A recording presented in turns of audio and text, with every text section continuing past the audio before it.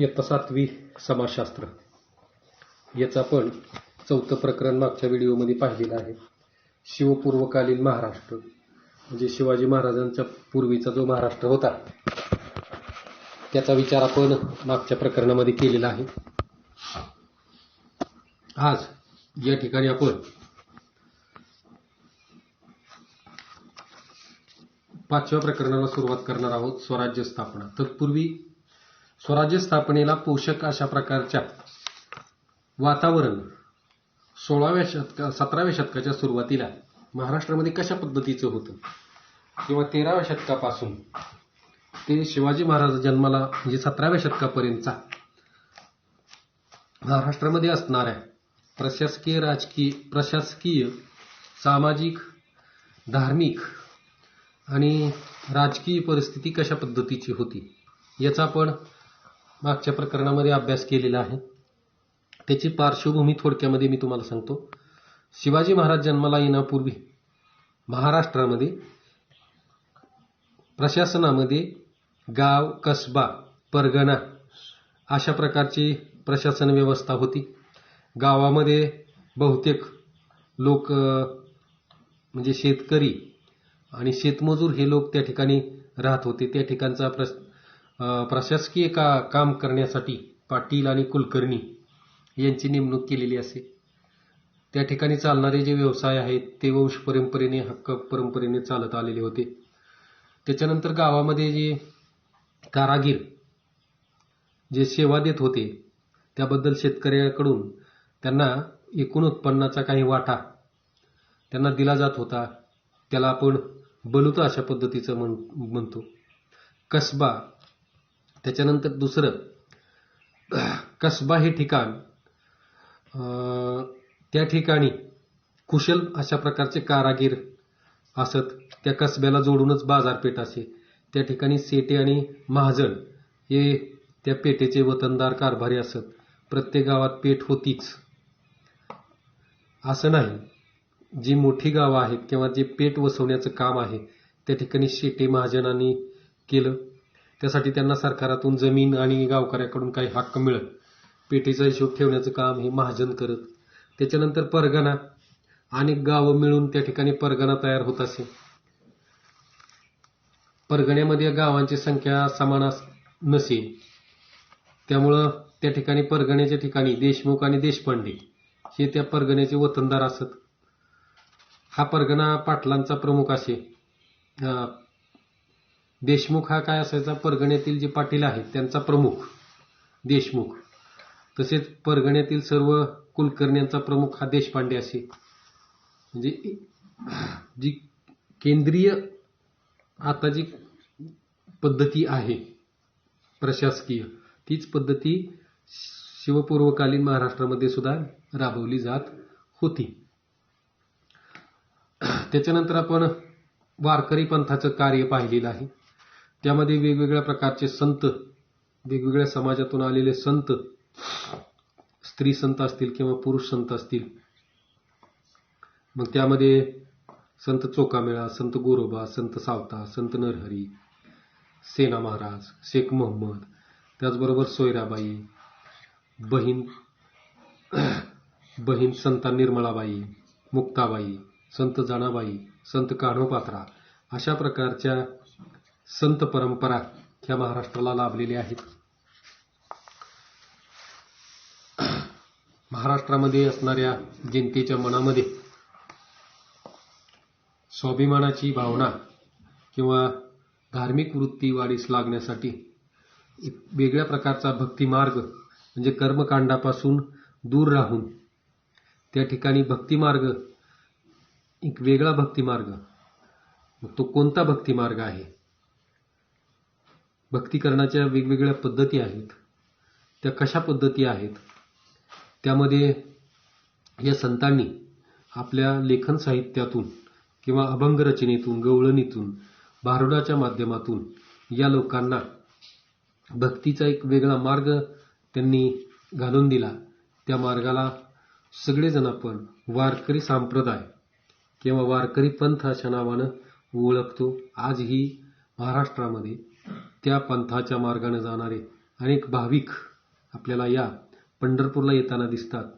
पंढरपूर त्या कालखंडामध्ये या संतांचं केंद्रबिंदू मानलं जात होतं आणि त्या ठिकाणचं दैवत विठ्ठल हे त्या संत परंपरेमध्ये प्रामुख्यानं होतं. त्यामध्ये संत नामदेव असतील, त्यांनी कीर्तनाच्या माध्यमातून लोकांमध्ये जनजागृती करण्याचा प्रयत्न केला. त्याचबरोबर त्यांनी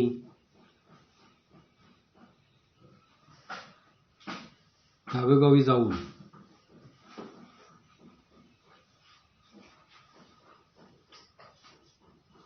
नाचू कीर्तनाचे रंगी, ज्ञानदीप लावू जगी, अशा प्रकारची प्रतिज्ञा त्यांनी केलेली होती. त्याच्यानंतर संत ज्ञानेश्वर हे वारकरी संप्रदायामध्ये असणारं विख्यात संत होते. भगवद्गीता या संस्कृत ग्रंथाचं त्यांनी मराठीमध्ये अर्थ स्पष्ट करणारा भावार्थ दीपिका अर्थात ज्ञानेश्वरी हा ग्रंथ लिहिला. त्याचबरोबर अमृतानुभव अशा प्रकारच्या वेगवेगळे ग्रंथ रचना करून त्यांनी लोकांमध्ये जागृती निर्माण करण्याचा प्रयत्न केला. त्याचबरोबर संत एकनाथ महाराष्ट्राच्या भक्ती चळवळीतील एक महान संत होते. त्यांचं साहित्य विपुल अशा प्रकारचं होतं. त्यामध्ये अभंग, गवळणी, भारुडे इत्यादींचा समावेश होता. आजही त्यांची भारुडं प्रसिद्ध आहेत. माणसाच्या मनामध्ये असणारे जे षड्विकार आहेत त्या षड्विकारांना बाहेर काढण्यासाठी त्यांनी आपल्या भारुडाच्या माध्यमातून लोकांवरती चांगल्या प्रकारचे संस्कार घडावेत यासाठी प्रयत्न केलेला आहे. त्याचबरोबर मराठी भाषा ही सर्वमान्य व्हावी यासाठी त्यांनी प्रयत्न केलेले आहेत. म्हणून ते एका ठिकाणी म्हणतात की संस्कृत वाणी देवे केली तरी प्राकृत काय चोरापासूनही झाली. म्हणजे त्या कालखंडामध्ये संस्कृत जे पंडित होते त्या पंडितांनी संस्कृत भाषेला देवाची भाषा म्हणून इतर भाषांना ते मानत नव्हते. संस्कृत भाषेमध्येच रचना करावी. संस्कृत भाषा ही फक्त पंडित आणि ब्राह्मण लोकांनाच कळत होती. तर संत एकनाथांनी या मराठी भाषेला चांगल्या प्रकारचं स्थान मिळवून देण्यासाठी त्या कालखंडामध्ये प्रयत्न केलेले आहेत. त्याचबरोबर त्या कालखंडामध्ये स्वराज्य स्थापनेसाठी अतिशय मोलाची कामगिरी करणारे संत तुकाराम यांनी छत्रपती शिवाजी महाराजांना स्वराज्य स्थापनेसाठी मार्गदर्शन केलेले होते. जे का रंजले गांजले त्याशी म्हणे जो आपुले, तोची साधू ओळखावा, देव तेथेची जाणावा, अशा प्रकारच्या अभंगाच्या माध्यमातून त्यांनी साधू संतांची व्याख्या काय आहे, म्हणजे दीनदुबळ्या लोकांची, गोरगरिबांची जो सेवा करतो, रंजल्या गांजल्यांची सेवा करतो, तोच साधू असं त्यांचं म्हणणं होतं. जोडून या त्याचबरोबर व्यवहार कसा असावा, माणसाने दैनंदिन जीवनामध्ये व्यवहार कशा पद्धतीनं करावा यासाठी त्यांनी अनेक उदाहरणं दिलेली आहेत. त्याचबरोबर संत रामदास स्वामी त्यांनी मराठा धर्म कशा पद्धतीनं वाढवला पाहिजे, मराठा तितुका मिळवावा, महाराष्ट्र धर्म वाढवावा, अशा प्रकारची शिकवण त्यांनी दिलेली आहे.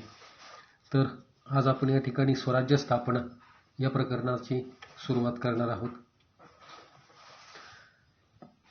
पारतंत्र्यामध्ये असणाऱ्या म्हणजे शिवपूर्वकालीन महाराष्ट्रामध्ये राजकीय, सामाजिक, सांस्कृतिक इत्यादी प्रकारची स्थिती ही सामान्यतः अशा प्रकारची आपण पाहिलेली आहे.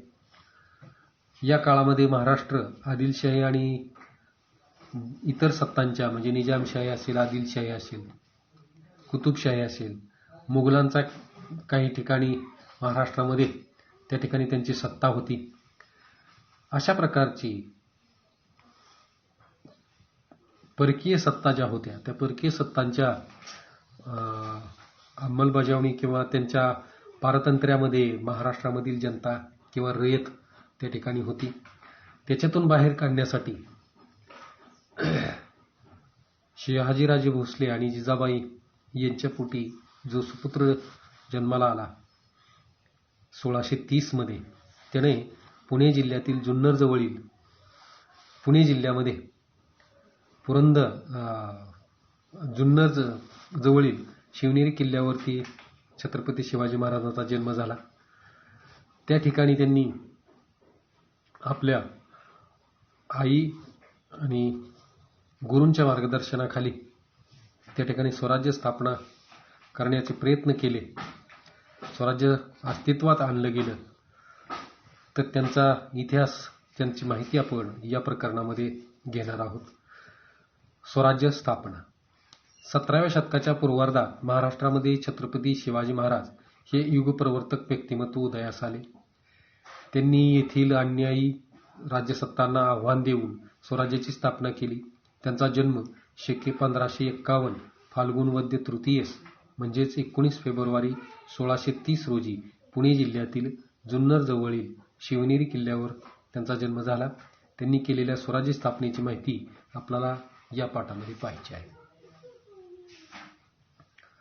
17व्या शतकाच्या पूर्वार्धात म्हणजे सुरुवातीचा जो कालखंड आहे त्या कालखंडामध्ये युगप्रवर्तक व्यक्तिमत्व उदयास आलं. त्यांनी या ठिकाणी असणाऱ्या अन्यायी राजसत्तांना आव्हान देऊन स्वराज्याची स्थापना केली.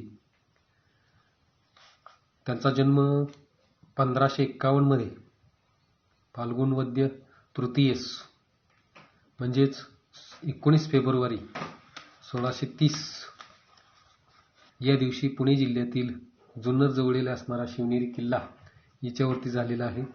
आणि त्यांनी केलेल्या स्वराज्य स्थापनेची माहिती आपल्याला आज या पाठामध्ये घ्यायची आहे. शहाजीराजे. शिवाजी महाराजांचे वडील शहाजीराजे हे दक्षिणेतील एक मातब्बर सरदार होते. मुघलांनी निजामशाही जिंकून घेण्यासाठी मोहीम हाती घेतली. या मोहिमेत विजापूरच्या आदिलशहाने मुघलाशी सहकार्य केले. मुघलांच्या दक्षिणेत प्रवेश होऊ नये ही शहाजीराजांची भावना होती. म्हणून त्यांनी मुघलांना प्रखर विरोध करून निजामशाही वाचवण्याचा प्रयत्न केला. परंतु मुघल व आदिलशाही यांच्या सामर्थ्यापुढे त्याचा निभाव लागला नाही. इसवी सन 1636 मध्ये निजामशाहीचा पाडाव होऊन ती नष्ट झाली. शिवाजी महाराजांचे वडील शहाजीराजे हे दक्षिणेमध्ये असणाऱ्या एक मातब्बर सरदार होते. मुघलांनी निजामशाही जिंकून घेण्यासाठी मोहीम हाती घेतली.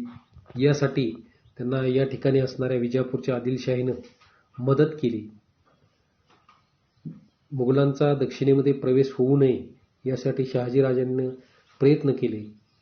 त्यांनी निजामशाही वाचवण्याचा प्रयत्न केला. परंतु मुघल आणि आदिलशाही यांच्या सामर्थ्यापुढे त्याचा निभाव लागला नाही आणि 1636 मध्ये निजामशाही नष्ट झाली. निजामशाहीचे अस्तित्व संपुष्टात आल्यानंतर शहाजीराजे विजापूरच्या आदिलशाहीचे सरदार बनले. शहाजीराजाकडील भीमा व नीरा या नद्यांमधील पुणे, सुपे, इंदापूर व चाकण हे परगणे हा त्यांच्या मूळ जहागिरीचा मुलूक आदिलशाहीने त्यांच्याकडेच ठेवला. आदिलशहाकडून त्यांना कर्नाटक, बंगळूर व त्याच्या आसपासचा प्रदेश जहागिरी म्हणून मिळाला. निजामशाहीचं अस्तित्व संपुष्टात आल्यानंतर शहाजीराजांनी विजापूरच्या आदिलशाहीचे सरदार झाले. त्यांच्याकडं भीमा व नीरा या नद्यांमधील पुणे, सुपे, इंदापूर व चाकण हे परगणे आणि त्यांचा मूळ जहागिरीचा मुलूक आदिलशहाने त्यांच्याकडेच ठेवला. आदिलशहाकडून त्यांना कर्नाटकामध्ये बंगळूर व त्याच्या आसपासचा प्रदेश जहागिरी म्हणून त्या ठिकाणी देण्यात आलेला होता. शहाजीराजे पराक्रमी, धैर्यशील, बुद्धिमान आणि श्रेष्ठ राजनीतिज्ञ होते. ते उत्तम धनुर्धर होते. तसेच तलवार, पट्टा आणि भाला चालवण्यात पटाईत होते. प्रजेवर ते अतिशय प्रेम करत असत. महाराष्ट्र, कर्नाटक आणि तामिळनाडू येथील अनेक प्रदेश त्यांनी जिंकून घेतले होते. दक्षिण भारतात त्याचा मोठा दरारा होता. शिवाय शिवराय आणि जिजाबाई बंगळूर या ठिकाणी असताना त्यांनी शिवरायांना राजा बनवण्यासाठी योग्य असे उत्तम शिक्षण देण्याची व्यवस्था केली होती. परकीय लोकांच्या सत्ता उलटवून त्या ठिकाणी स्वराज्य स्थापन करावे ही त्यांची स्वतःची तीव्र आकांक्षा होती. म्हणूनच त्यांना स्वराज्य संकल्प म्हटलं जातं. त्यांनी शिवराय आणि जिजाबाई यांना विश्वासू आणि कर्तबगार सहकार्यांशी बंगळूरहून पुण्याला पाठवलं. शहाजीराजांच्या जीवन व्यक्तिमत्वाची काही वैशिष्ट्ये या ठिकाणी दिलेली आहेत. शहाजीराजे हे अतिशय धैर्यशील, पराक्रमी होते, बुद्धिमान आणि राजनीतीमध्ये ते निपुण अशा प्रकारचे होते. त्याचबरोबर त्यांना युद्धनीतीमध्ये किंवा युद्ध कौशल्य अशा प्रकारचे मोठा अनुभव होता. ते उत्तम धनुर्धर होते. तलवार चालवणे, पट्टा चालवणे, भाला चालवण्यामध्ये ते पटाईत होते. प्रजेवर अतिशय त्यांचं प्रेम होतं. महाराष्ट्र, कर्नाटक आणि तामिळनाडू या ठिकाणी जे अनेक प्रदेश आहेत ते प्रदेश त्यांनी जिंकून घेतले. दक्षिण भारतात त्यांचा मोठा दरारा निर्माण झालेला होता. शिवराय आणि जिजाबाई बंगळूर या ठिकाणी असताना त्यांनी शिवरायांना राजा बनवण्यासाठीचे जे योग्य अशा प्रकारचं उत्तम शिक्षण देण्याची व्यवस्था त्या ठिकाणी त्यांनी केलेली होती. परकीय लोकांच्या सत्ता उलथवून त्या ठिकाणी स्वराज्य स्थापन करावे ही त्यांची स्वतःची अशी तीव्र आकांक्षा होती. म्हणूनच त्यांना स्वराज्य संकल्पक या नावानं किंवा असं म्हटलं जातं. त्यांनी शिवरायांना आणि जिजाबाईंना आपल्या काही विश्वासू सरदाराबरोबर किंवा विश्वासू माणसं देऊन त्या ठिकाणी त्यांना पुण्यामध्ये पाठवलं. अशा प्रकारे शहाजीराजांचे माहिती आपण याच्यामध्ये पाहिलेली आहे. पुढच्या तासाला आपण वीरमाता जिजाबाई आणि स्वराज्य स्थापनेचे शिवाजी महाराजांनी केलेले प्रयत्न याचा अभ्यास करणार आहोत. जहागिरी म्हणजे काय थोडक्यामध्ये बघा. जहागिरी म्हणजे एखाद्या प्रदेशाचा वसूल उपभोगण्याचा हक्क, म्हणजे महसुलाचा जो हक्क आहे तो हक्क म्हणजेच जहागिरी होय. राज्यकर्त्याच्या सेवेमध्ये ज्यांना सरदारकी मिळेल त्यांना रोख रकमेच्या स्वरूपात वेतन न देता वेतनाच्या रकमेइतके उत्पन्न महसुलातून मिळेल एवढा प्रदेश नेमून दिला जात असे, त्याला जहागिरी म्हणत असे. अशा पद्धतीनं हा पाठ होता. राहिलेला भाग उद्याच्या तासाला.